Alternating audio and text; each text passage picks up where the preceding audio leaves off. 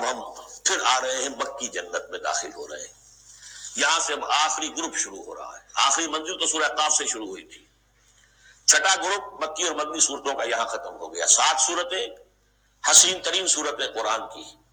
وہ پہلی 7 صورتیں تھیں، سورہ قاف، سورہ ذاریات، سورہ طور، سورہ نجم، سورہ قمر، سورہ رحمان، عروس القرآن، پھر سورہ واقعہ.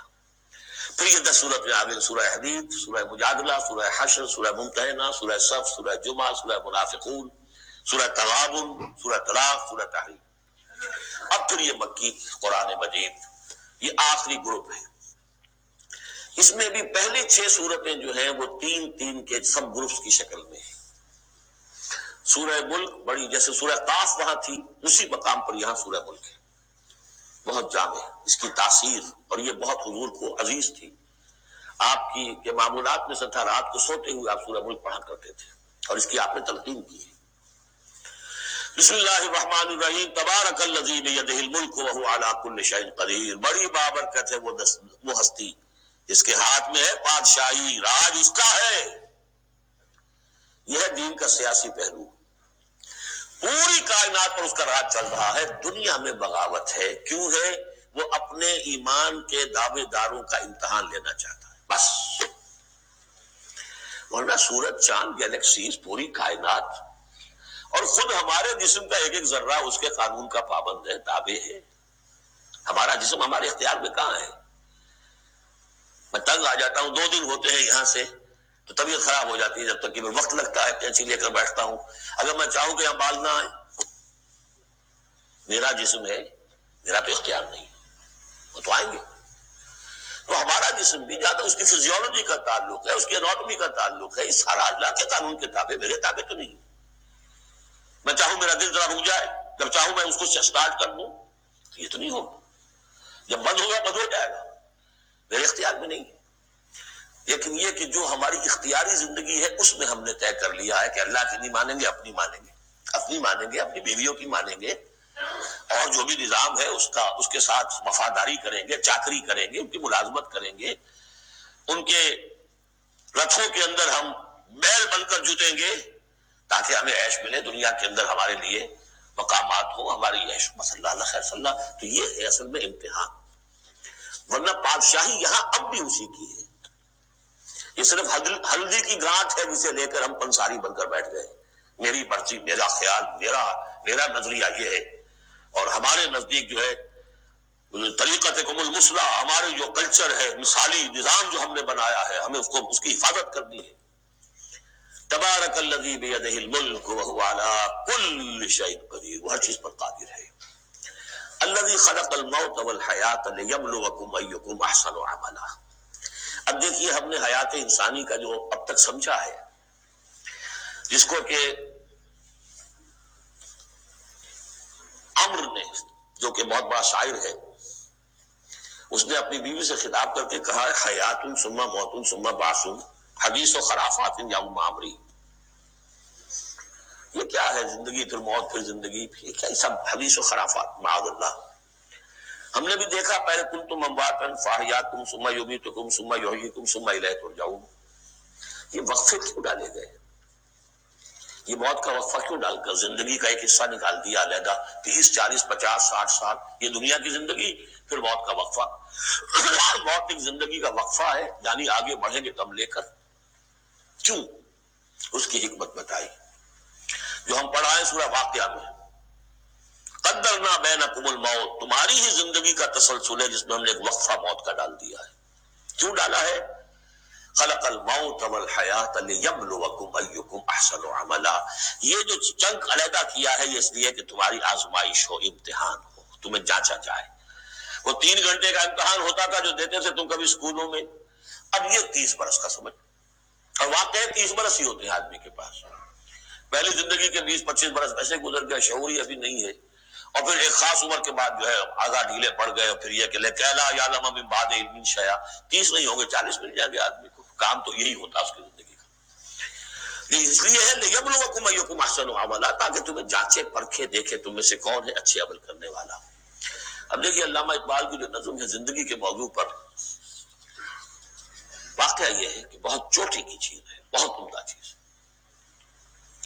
تو اسے پیمانہ امروز فردہ سے نہ ناپ، جاویداں پہم دواں ہر دم جواں ہے زندگی، قلزم ہستی سے تو ابھرا ہے مانند حباب، جیسے سمندر میں ایک بلبلا سا ہوتا ہے، کتنی زندگی ہوتی ہے بلبلے کی، قلزم ہستی سے تو ابھرا ہے مانند حباب، اس زیاں خانے میں تیرا امتحان ہے زندگی، خلق الموت والحیات لیبلوکم ایکم احسن عملا، ہے کبھی جاں اور کبھی تسلیم جاں ہے زندگی، کبھی زندگی جان سے مترادف ہے، عبارت ہے، کبھی جان دینا اصل زندگی ہے، وَلَا تَقُولُوا لِمَنْ يُقْتَلُ فِي سَبِيلِ اللَّهِ أَمْوَاتٌ بَلْ أَحْيَاءٌ وَلَٰكِنْ لَا تَشْعُرُونَ، ہے کبھی جان اور کبھی تسلیم جاں ہے زندگی، اصل زندگی جو ہے وہ جان دے دینے سے حاصل ہو۔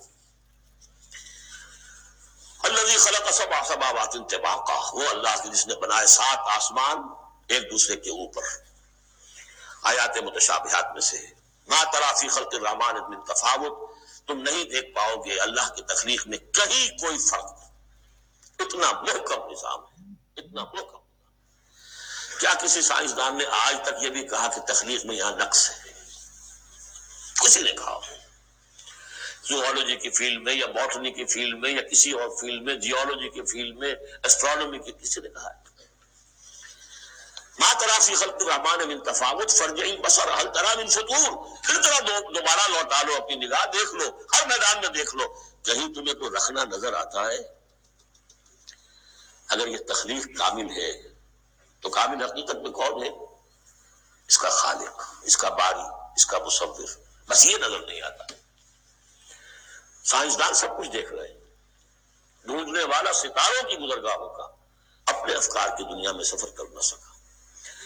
بڑے بڑے صاحب بصیرت اور بڑے بڑے عقل مند اپنی ناک پتلے کے پتھر سے ٹھوکر کھاتے ہیں، دیکھ رہے ہیں ٹیلیسکوپ سے ٹھوکر کھا رہے ہیں، وہاں جو سامنے پتھر پڑا ہوا ہے اس سے۔ یہ ہو رہا ہے آج ہمارے ساتھ۔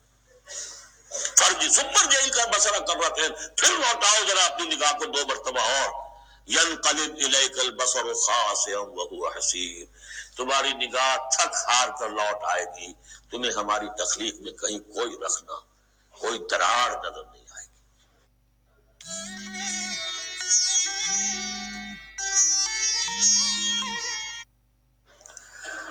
وَلَقَدْ زَيَّنَّا السَّمَاءَ الدُّنْيَا بِمَصَابِيحَ وَجَعَلْنَاهَا رُجُومًا لِلشَّيَاطِينَ وَأَعْتَدْنَا لَهُمْ عَذَابَ السَّعِيرِ، اور ہم نے سب سے قریبی آسمان کو سجا دیا ہے چراغوں سے، یعنی زمین سے جو قریب ترین آسمان ہے، پہلا آسمان، اور ان چراغوں کو ہم نے بنا دیا ہے رجوما للشیاطین، شیاطین جن جو ہیں وہ جو کوشش کرتے ہیں اس سے باہر نکل کر، اور وہ چاہتے ہیں کہ کچھ خبریں جو ہیں وہ فرشتوں سے چرا کر لے آئیں، تو ان کو کھدیڑنے کے لیے، ان کو اوپر سنگ باری کے لیے ہم نے یہ میزائلز رکھے ہوئے ہیں۔ وَأَعْتَدْنَا لَهُمْ عَذَابَ السَّعِيرِ، اور ان کے لیے ہم نے تیار کر رکھا ہے جلا دینے والا عذاب۔ وَلِلَّذِينَ كَفَرُوا بِرَبِّهِمْ، اور جو لوگ اللہ کا، اپنے رب کا کفر کریں، چاہے وہ انسان ہو چاہے جنات ہو، ان کے لیے ہے عذاب جہنم، جہنم کا عذاب، وبئس المصیر، اور وہ بہت ہی برا ٹھکانہ ہے۔ اذا القوا فیہا سمعوا لها شہیقا وہی تفور، جب وہ اس میں جھونکے جائیں گے تو سنیں گے کہ وہ دھاڑ رہی ہوگی، اچھل کود رہی ہوگی، اس کا جوش و خروش ہوگا، جو سورہ قاف میں ہم نے پڑھا تھا کہ ہم اس سے پوچھیں گے حل امتلاتے وتقول حل من مزید، وہ اور چاہے گی۔ جیسے کوئی بھوکا بھیڑیا ہو یا بھوکا شیر ہو اور اس کے آگے کوئی شکار ڈالا جائے تو جس طریقے سے وہ اس پر غرا کر آئے گا، تکاد تمیز من الغیظ، قریب ہوگا کہ وہ اپنے غصے سے پھٹ جائے۔ کلما القی فیہا فوج، جب کبھی بھی اس میں ایک فوج ڈالی جائے گی، یعنی یہ کہ ایک قوم کے بعد دوسری، دوسری کے بعد تیسری، وہ تو ہو رہا ہے، وہم یوزعون، ان کے درجہ بندی کی جائے گی، قوموں کا علیحدہ علیحدہ حساب ہوگا۔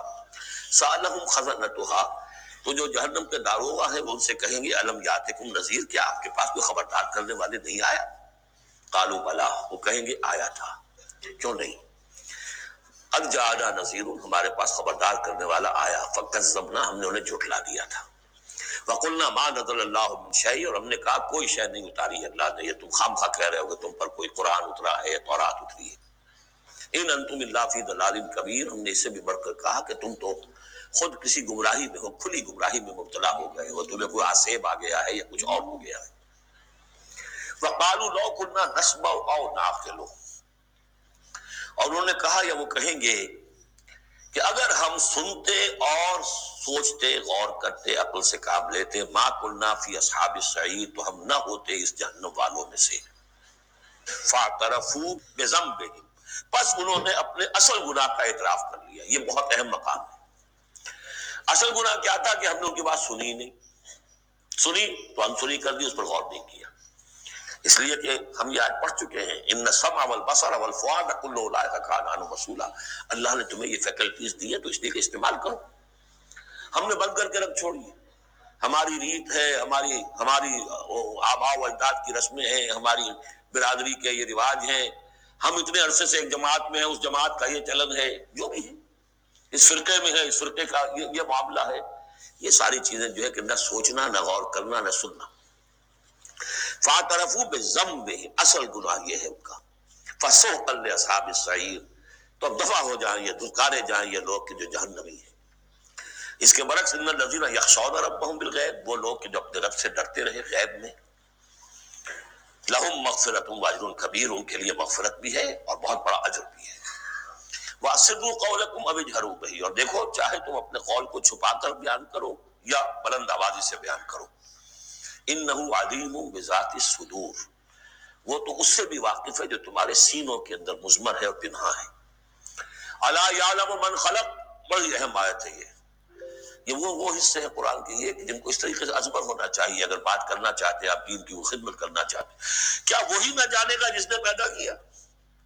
ایک ایسی بات ہے کہ جس کا کوئی انکار کر ہی نہیں سکتا۔ گھڑی بنانے والے کو تو معلوم ہے میں نے اس میں کیا کیا پردے رکھے ہوئے، مجھے نہیں معلوم، میں اس کا استعمال تو کر رہا ہوں، مجھے بتا دیا یہ بٹن دبا دیں یہ آن ہو جائے گا، لیکن یہ کہ جس نے بنایا ہے کیا اس سے چھپی ہوئی کوئی چیز ہے؟ الا یعلم من خلق وهو اللطیف الخبیر، اور وہ تو بہت باریک بین ہے، ہر شے کی خبر رکھتا ہے۔ هو الذی جعل لكم الارض ذلولا، اسی نے تمہارے لیے زمین کو بنا دیا ہے پست، تابع حکم، تمہارے قدموں میں بچھی ہوئی ہے غریب، اتنا چاہتے ہو اس کو تو رونگتے ہو، پامال کرتے ہو۔ فمشو فی مناکبہا، چلو پھرو اس کے کندھوں کے مابین، گویا کہ یہ بھی کوئی بہت بڑا ہاتھی ہو، اس کے کندھوں کے مابین اتنی جگہ ہے، چل پھر رہے ہیں۔ جیسے چیونٹی کسی ہاتھی کے کندھوں کے درمیان چل رہی ہو تو وہ تو سمجھتی ہوگی کہ فٹ بال کا میچ کھیلنے کی جگہ مجھے مل گئی ہے۔ تو یہی حال ہمارا ہے، ہم جسے بہت وسیع سمجھتے ہیں کیا وہ کچھ بھی نہیں۔ فمشو فی مناکبہا وکلوا من رزقہ، اور اسی کے رزق میں سے کھاؤ پیو، اسی زمین میں سے تمہارا رزق بھی برآمد ہو جائے گا۔ وإلیہ النشور، یہ یاد رکھو کہ پھر اللہ ہی کی طرف اٹھ جانا ہے، یہ اٹھنا ہے۔ آمنتم من فی السماء ان یخسف بکم الارض فاذا ہی تمور، کیا تمہیں کوئی خوف نہیں رہا؟ بالکل تم نچنت ہو گئے ہو اس آسمان والے سے جو آسمان میں ہے کہ وہ کہیں تمہیں زمین میں خسف نہ کر دے، دھسا نہ دے، فاذا ہی تمور، جبکہ وہ لرزے، زلزلہ آئے، شک ہو جائے اور تم چلے جاؤ۔ ام امنتم من فی السماء ان یرسل علیکم حاصبا، کیا تمہیں کوئی ڈر نہیں رہا کہ اللہ تعالیٰ جو ہے وہ آسمان والا تم پر بھیج دے کوئی ایسا چھکڑ تیز آندھی جس میں پتھر چلے آ رہے جو بلٹس کا کام کرے اور میزائلز کا کام کرے۔ فَسَتَعْلَمُونَ كَيْفَ النَّذِيرُ، پھر تمہیں معلوم ہو جائے گا کہ میرا خبردار کرنا کیسا تھا، کیا اس کا نتیجہ تھا۔ وَلَقَدْ كَذَّبَ الَّذِينَ مِن قَبْلِهِمْ، اور یقیناً جو ان سے پہلے تھے انہوں نے بھی جھٹلایا تھا۔ فَكَيْفَ كَانَ نَكِيرٌ، تو کیسا ہوا میرا ان کو پکڑنا اور میرا عذاب۔ اَوَلَمْ يَرَوْا إِلَى الطَّيْرِ فَوْقَهُمْ، کیا یہ دیکھتے نہیں پرندوں کو جو ان کے اوپر ہیں، صافات ویقبضن، کبھی انہوں نے اپنے پر پھیلائے ہوتے ہیں، کبھی ان کو سکیڑ لیتے ہیں۔ ما یمسکہن الا الرحمن، نہیں روکے ہوئے انہیں اس فضا کے اندر مگر رحمان۔ انہ بکل شیء بصیر، یقیناً وہ ہر چیز کو دیکھ رہا ہے۔ یعنی جو قانون طبیعی ہے جس کے تحت وہ چل رہا ہے وہ تو اللہ کا بنایا ہوا ہے۔ امن ھذا الذی هو جند لکم ینصرکم من دون الرحمن، بھلا وہ کون ہے جو تمہارا لشکر بن جائے اور تمہاری مدد کرے رحمان کے مقابلے میں۔ ان الکافرون الا فی غرور، نہیں ہے یہ کافر مگر دھوکے میں آ گئے، بہکاوے میں آ گئے۔ امن ھذا الذی یرزقکم من امسک رزقا، پھر بھلا کون ہے وہ جو تمہیں رزق دے سکے اگر اللہ اپنے رزق کے خزانوں کو روک لے۔ بل لجوا فی عتو ونفور، نہیں یہ لوگ اپنی شرارت میں اور نفرت میں بہت آگے بڑھ گئے۔ افمن یمشی مکبا، یہ آیت بہت اہم ہے حکمت قرآن کے اعتبار سے، فلسفے کے اعتبار سے۔ افمن یمشی مکبا علی وجہہ اہدی امن یمشی سویا علی صراط مستقیم۔ دو انسانوں کا تصور کرو، ایک شخص وہ ہے کہ جو اوندھے منہ پیٹ کے بل گھسٹ رہا ہے، ایک وہ جو سیدھا کھڑا ہے، سیدھے راستے پر چل رہا ہے۔ کون ہوگا زیادہ ہدایت پر؟ اس میں نقشہ کھینچ دیا گیا ہے۔ جو لوگ حیوانی سطح پر زندگی بسر کر رہے ہیں، صرف انسٹنکٹس کی وجہ سے زندہ ہے، پیٹ، معاشی جدوجہد اسی کے لیے زندہ ہے، گھسٹ رہے اسی میں۔ اور اس اوندھے پڑے ہوئے انسان کے معنی نہیں جنہیں آگے کا کچھ پتہ نہیں، آگے کہاں جانا ہے، وہ تو ان کے انسٹنکٹس انہیں چلا رہے ہیں، بالکل اینیمل لیول کے اوپر زندگی گزار رہے ہیں، اوندھے منہ۔ انہیں کیا نظر آئے گا راستہ کون سا ہے، کدھر جانا ہے؟ ایک شخص کھڑا ہے سیدھا، اپنی منزل اس نے معین کر لی ہے۔ یہ بالکل وہی فلسفہ ہے جو سورہ حج میں آ چکا ہے۔ انسان حقیقت میں وہی انسان ہے جس نے اپنا کوئی آدرش، کوئی نصب العین، کوئی مقصد، کوئی آئیڈیل زندگی میں مقرر کیا۔ جو شخص بغیر کسی نصب العین کی زندگی گزار رہا ہے، ہی از این اینیمل۔ اولئک کالانعام بل ھم اضل۔ حیوانات جو ہیں یہ چوپائے، ان کی زندگی کا کوئی مقصد نہیں ہے۔ وہ تو اللہ نے ہمارے کام کے لیے پیدا کر دی، آپ انہوں کاٹوں گوشت کھائیں اور ان کی چمڑوں سے جوتیاں بنائیں اور جی رہے، وہ خالص انسٹنکٹس کے اوپر، ان کی جبلتیں ہیں، صرف جبلت کے تحت ہیں۔ انسان صرف حیوان نہیں ہے، اس میں کچھ اور ہے، اور اس کے لیے کوئی آئیڈیل۔ ضعف الطالب والمطلوب، جتنا اونچا آئیڈیل ہوگا اتنا ہی اونچا انسان جائے گا، لیکن جس کا کوئی سرے سے آئیڈیل نہیں وہ نرا حیوان ہے۔ آخر چوپائے بھی تو اسی طرح چلتے ہیں نا۔ افمن یمشی مکبا علی وجہہ اہدی امن یمشی سویا علی صراط مستقیم، سیدھا راستہ اور اس کی منزل معین ہے، مجھے ادھر جانا ہے۔ دنیا میں ہماری منزل اقامت دین، حقیقت میں زندگی کی منزل آخرت، رضا الہی کا حصول۔ قل هو الذی انشأکم وجعل لکم السمع والابصار والافئدہ، کہہ دیجئے وہی ہے جس نے تمہیں انشاء، اٹھانا، تمہیں بنایا، بڑھایا، وجعل لکم السمع والابصار والافئدہ، تمہیں کان دیے، آنکھیں دی اور دل دیے یا عقل دی۔ عام طور پر قرآن میں سمع پہلے کیوں آتا ہے اور بصار بعد میں کیوں آتا ہے؟ انسانی علم کا جب آپ جائزہ لیں گے تو اس میں پہلا حصہ ہوتا ہے جو پہلی نسلوں نے علم حاصل کیا ہوا ہے، اس کو آپ اخذ کرتے ہیں اپنی سماعت سے۔ آپ سنتے ہیں، کلاس میں لیکچر ہو رہا ہے، پروفیسر لیکچر دے رہا ہے، جو کچھ ہوا ہے پہلے وہ آپ نے پچھلی نسلوں کا جو بھی ذخیرہ معلومات ہے وہ جمع کیا، اب آپ نے آبزرو کیا، کچھ اور معلومات حاصل کی، کچھ نئی حقیقتیں آپ پر منکشف ہوئیں، اور پھر آپ نے اس کو جوڑا، ایک قدم آگے گئے۔ ان السمع والبصر والفؤاد کل اولئک کان عنہ مسئولا قلیلا ما تشکرون، بہت کم ہی شکر ہے جو تم کرتے ہو۔ قل هو الذی ذرأکم فی الارض والیہ تحشرون، کہہ دیجئے اسی نے تمہیں پھیلا دیا ہے زمین میں اور اسی کی طرف تم اکٹھے کر دیے جاؤ گے، جمع کر دیے جاؤ گے۔ وَيَقُولُونَ مَتَىٰ هَٰذَا الْوَعْدُ إِن كُنتُمْ صَادِقِينَ، وہ کہتے کب ہوگا یہ وعدہ، کب پورا ہوگا، اگر تم سچے ہو تو بتاؤ۔ قُلْ إِنَّمَا الْعِلْمُ عِندَ اللَّهِ، کہہ دیجئے کہ اس کا علم اللہ کے پاس ہے۔ آخرت کب آئے گی؟ وَاللَّهُ عِندَهُ عِلْمُ السَّاعَةِ، اللہ ہی کے پاس اس کا علم ہے۔ وَإِنَّمَا أَنَا نَذِيرٌ مُّبِينٌ، اور میں تو بس صرف ایک واضح اور صاف صاف ڈرا دینے والا ہوں، اس کے سوا میری ذمہ داری کوئی نہیں۔ فَلَمَّا رَأَوْهُ زُلْفَةً، پھر جب وہ دیکھیں گے اس کو قریب آ گئی، سیئت وجوہ الذین کفروا، تو ان کے چہروں کے حلیے بگڑ جائیں گے، برے ہو جائیں گے ان کے چہرے، ان کافروں کے۔ وقیل ھذا الذی کنتم بہ تدعون، اور کہا جائے گا یہ ہے وہ جس کو تم مطالبہ کرتے تھے کہ لاؤ اور لے آؤ جلدی سے۔ قل ارأیتم ان اہلکنی اللہ ومن معی او رحمنا فمن یجیر الکافرین من عذاب الیم، اے نبی ان سے کہیے دیکھو اگر مجھے میرا اللہ ہلاک کر دے یا اور جو میرے ساتھ ہیں ان سب کو بھی ہلاک کر دے، یا اللہ تعالی ہم پر رحم فرمائے، سوال یہ ہے کہ تمہیں کون بچائے گا، کافروں کو کون بچائے گا عذاب علیم سے؟ ہمارا جو بھی ہو ہم ناکام رہ جائیں، تمہارے نزدیک ناکام ہو گئے، ہمارے نزدیک تو کوئی ناکامی ہے ہی نہیں۔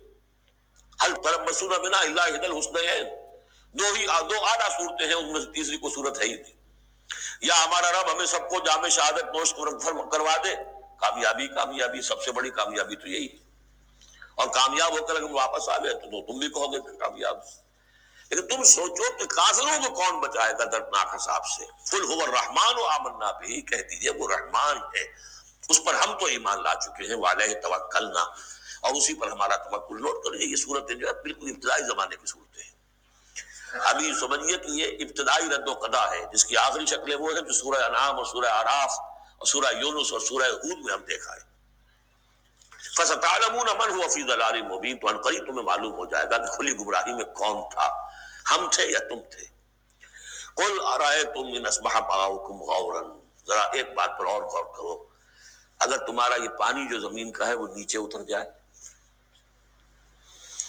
کبھی کبھی ایک دم بہت جو ہے ایک الارم ہو جاتا ہے کہ پانی کی سطح نیچے جا رہی ہے، بارشیں کم ہوئی ہیں، پانی کی سطح نیچے جا رہی ہے. کہاں سے لائیں گے پانی؟ وہ تو پھر بھی ابھی ایک حد تک ہی نیچے جاتی ہے، یہ پانی اور نیچے چلا جائے. فمن یاتیکم من ماء معین، کون ہے وہ جو لائے گا تمہارے پاس وہ پانی صاف نکھرا ہوا پانی؟